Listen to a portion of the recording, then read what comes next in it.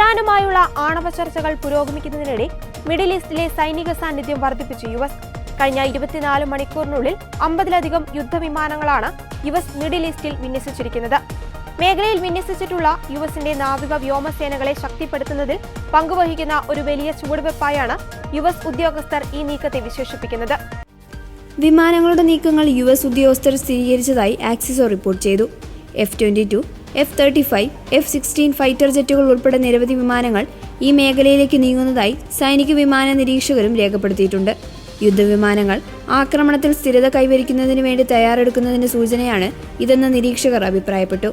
കഴിഞ്ഞ 24 മണിക്കൂറിനുള്ളിൽ 50-ലധികം ഫൈറ്റർ ജെറ്റുകൾ ഈ മേഖലയിലേക്ക് മാറ്റിക്കഴിഞ്ഞു.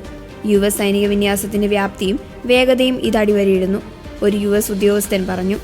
അമേരിക്കയുടെയും ഇറാന്റെയും ഉദ്യോഗസ്ഥർ ജനീവയിൽ രണ്ടാമത്തെ പരോക്ഷ ആണവ ചർച്ചകൾ നടത്തിവരുന്നതിനിടയിലാണ് ഈ നീക്കമെന്നതാണ് ശ്രദ്ധേയം.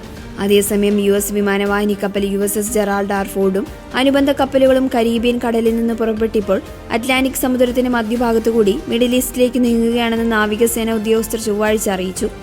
ഈ കപ്പൽ വ്യൂഹം ഇറാൻ അടുത്തുള്ള സമുദ്ര മേഖലയിലെത്താൻ ഒരാഴ്ചയിലധികം സമയമെടുത്തേക്കും. ഈ വർഷം ആദ്യം തന്നെ USS എബ്രഹാം ലിങ്കനും മറ്റ് പ്രധാന US വ്യോമനാവിക വിഭാഗങ്ങളും ഈ മേഖലയിലേക്ക് വിന്യസിക്കപ്പെട്ടിരുന്നു. അതേസമയം ചർച്ചകളിൽ ജാഗ്രതയോടെയുള്ള പുരോഗതിയാണ് ഉണ്ടാകുന്നത്. ഇരുഭാഗത്തു നിന്നും ശക്തമായ സൈനിക പ്രദർശനം ഉണ്ടായിട്ടും ഇരുപക്ഷവും ശുഭാപ്തി വിശ്വാസം പ്രകടിപ്പിച്ചു. ജനീവയിലെ ചർച്ചകൾ നിലവിലുണ്ടായിരുന്ന സ്ഥിതിഗതികളിൽ പുരോഗതി ഉണ്ടായിട്ടുണ്ടെങ്കിലും ഇനിയും ധാരാളം കാര്യങ്ങൾ ചർച്ച ചെയ്യാനുണ്ടെന്ന് US ഉദ്യോഗസ്ഥർ പറഞ്ഞു.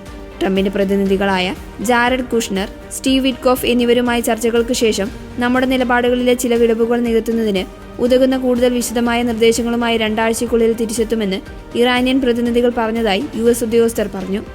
ഇറാൻ വിദേശകാര്യമന്ത്രി അബ്ബാസ് അറാക്ചി ചർച്ചകളെ ഗൗരവമേറിയതാണെന്ന് പറഞ്ഞു. മുൻകാലങ്ങളിൽ നടന്നിട്ടുള്ള യോഗങ്ങളുമായി താരതമ്യപ്പെടുത്തുമ്പോൾ നിലവിൽ നല്ല പുരോഗതി ഉണ്ടായിട്ടുണ്ട്.